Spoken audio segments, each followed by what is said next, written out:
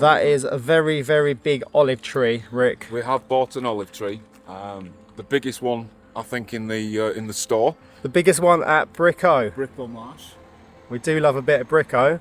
So they're on sort of sale. There's 2 of them. This was the slightly cheaper one, but it's the bigger one. It's got a bigger. Is it bloomage? I'm not quite sure what it's. Bloomage, yeah. It's fuller. It's fuller at the top. It's a fuller tree. So this is going at the convent. In the kitchen, I believe. In the kitchen, yeah. This is going to be an indoor plant. Big tree for a big kitchen. Brilliant. Let's go. Let's get it done.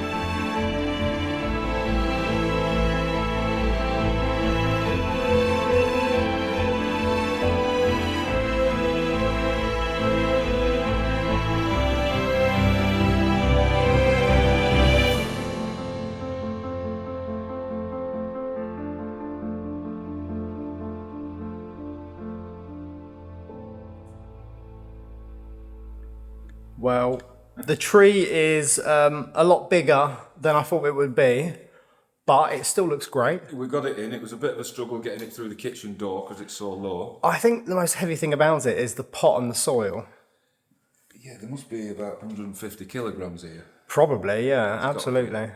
But so this is a olive tree, European olive tree, and they can be used as indoor plants. They need 5 or 6 hours of sunlight per day, I believe. And when they're quite established, it's either weekly or monthly watering. So it's quite easy to look after them. So the only thing is, I'm not sure exactly. I need to read up about it, but they do make good indoor plants. I'm not sure about this size though, because it's probably almost 3 meters high.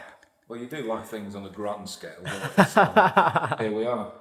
But it's a really nice looking tree. I think it fits the kitchen really well. Yeah, it does, yeah. And if it ever seems to not be happy in here, it can go out that door and we can put it outside.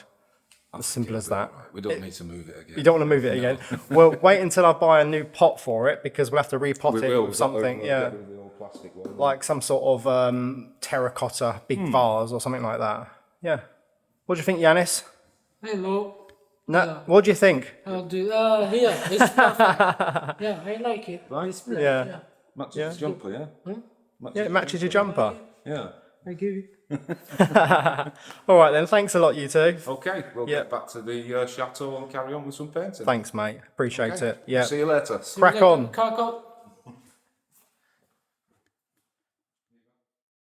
So the olive tree wasn't my idea. Somebody suggested it to me and I thought, yes, that is a really good suggestion, because it's quite beige in this kitchen. There's not many colours. You've got the oak, the travertine, and there's not really any other colours other than the black appliances. So the tree sort of breaks it up, adds a little bit of greenery, but I've got to do some research into how to take care of such a tree in an indoor environment like this. And I know it requires a lot of sunshine, but as soon as the sun goes around the back of the property, you've got about 5 or 6 hours of daylight, and it acts a bit like a greenhouse, this kitchen. And it's never cold because of the heating, so it works incredibly well. It never ever dips below 20 or 19 degrees in this kitchen. But the carpenter was meant to turn up today. The electrician was also meant to turn up today, but they're both coming Monday instead now. So what we're going to do is go back to the chateau and catch up with my brother Michael, because he's really, really busy sorting out this basement kitchen ready for Monday and the sandblasting. So let's go.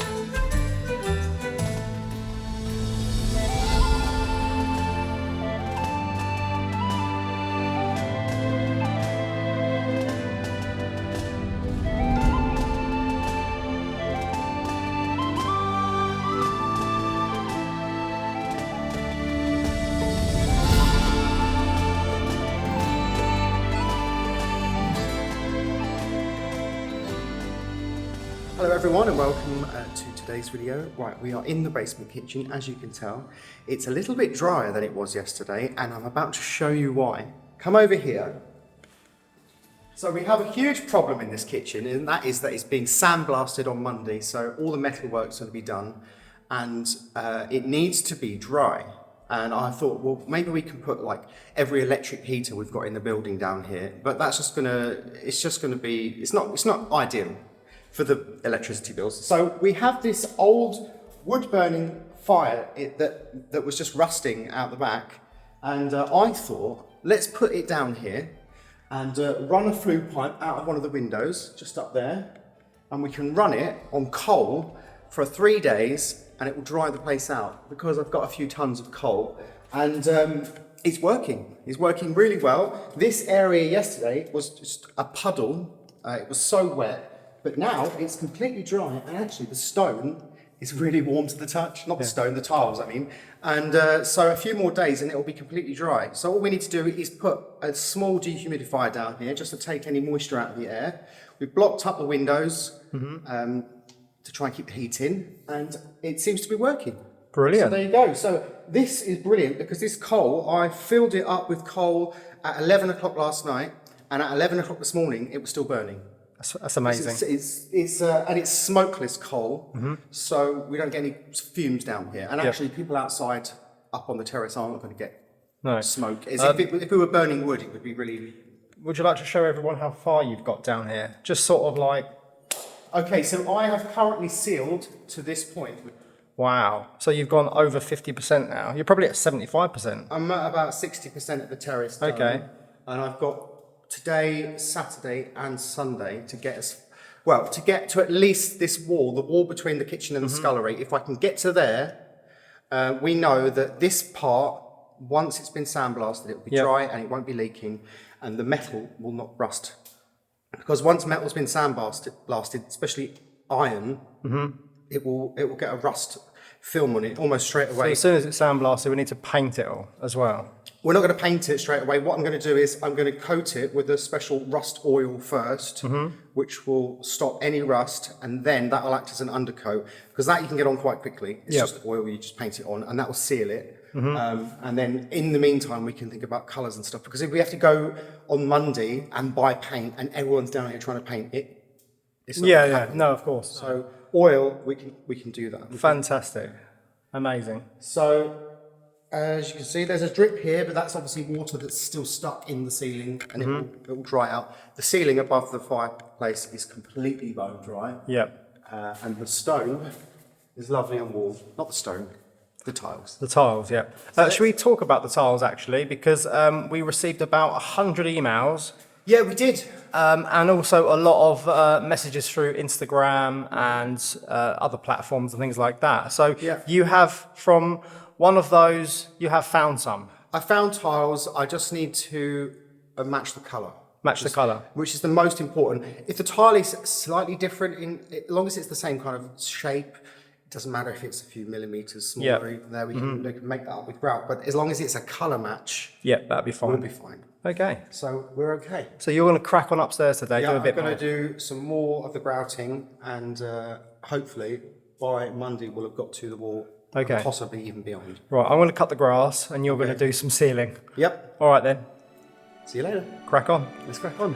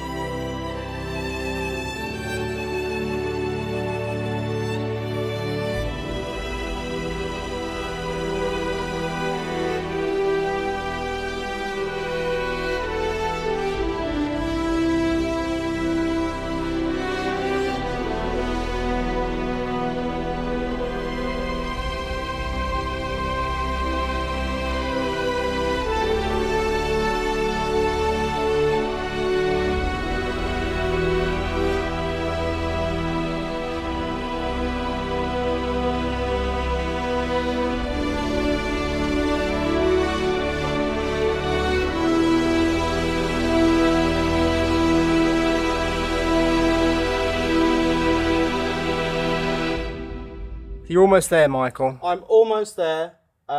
We've got 2 days until the man comes to sandblast it. Martin, So he's called Martin. Yeah, I know Martin.